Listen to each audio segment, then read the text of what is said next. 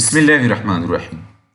په دغه لیکچر کې به زده کړو چې موږ منولي څنګه کولی شو د یو ډیټابیس څخه کاپي واخلو، یعنې د یو ځانګړي ډیټابیس ډیټا فایل او لاګ فایل کاپي کړو او د یو خپلې خوښې ځای کې پیسټ کړو او وروسته یو ځانګړي اس کیو ایل سرور سره اټیچ کړو، یعنې پیوند کړو. د ډیټابیس کاپي کولو دپاره موږ ځو اس کیو ایل سرور ته.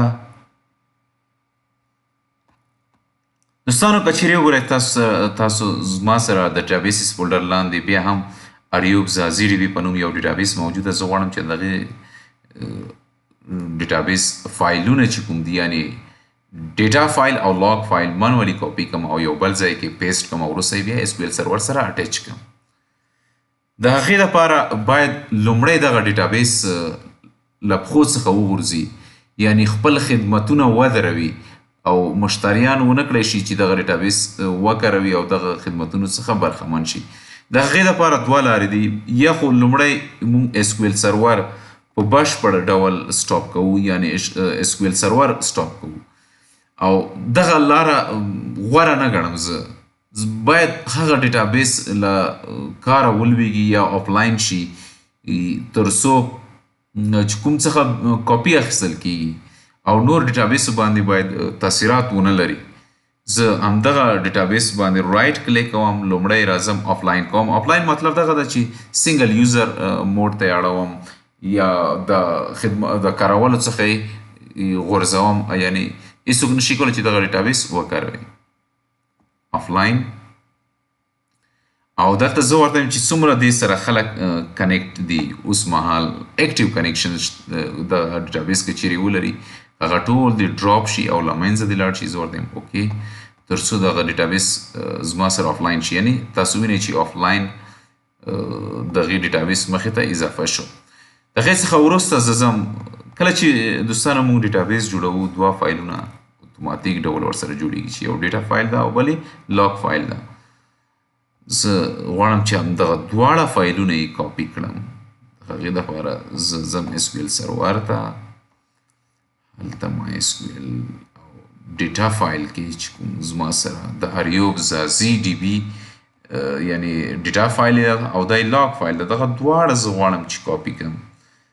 دواړه زه سلیکټ کوم، هغې څخه وروسته کنټرول سی یا رایټ کلیک پرې وکړئ، کاپي ورته وایم، کاپي. او د هغې څخه وروسته زه بیا ځم سی فولډر کې، سی ډرایو کې په یو نوي ځای کې، یعنې مای ډیټابیس فولډر چې ده په دغه ځای کې پیسټ کوم، یعنې کنټرول وي یا رایټ کلیک پیسټ ورته وایم، کنټینیو. دغه زما سره دغه شو.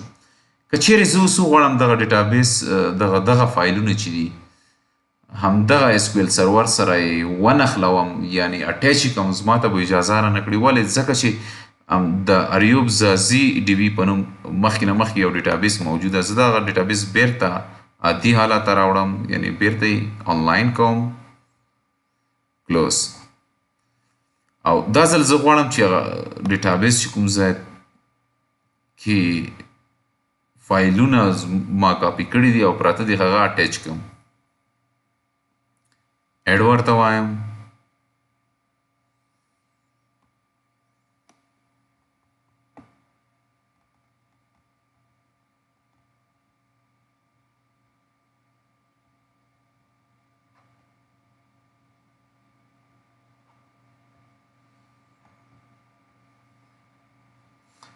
دلته زما سره اریوب زازي په نوم فایل پروت ده. زه غواړم دغه بیرته اټیچ کړم ورسره. اوکې چیرې اوکې کړم دغه به اجازه رانه کړي.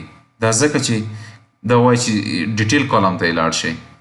ځم ډیټیل کالم ته چې هلته زما ته کوم ډول میسج پرېښی ده.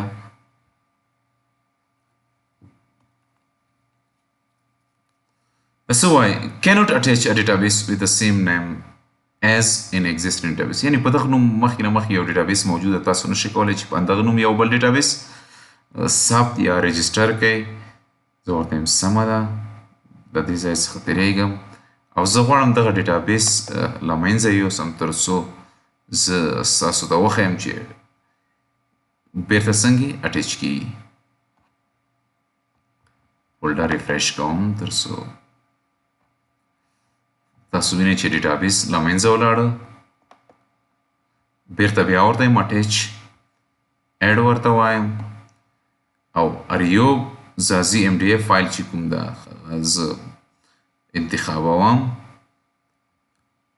اوکې ورته وایم، اوکې ورته وایم.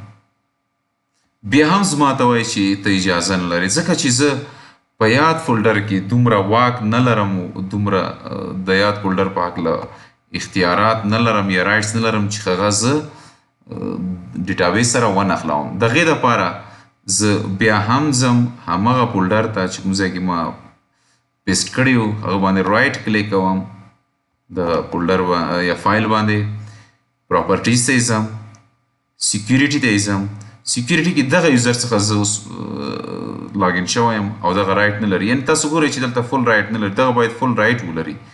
زه یې ایډیټ کوم او همدغه یوزر ته زه فل رایټ ورکوم، اپلای، اوکې. همدغه پروسه د لاګ فایل په هکله هم تکراروم.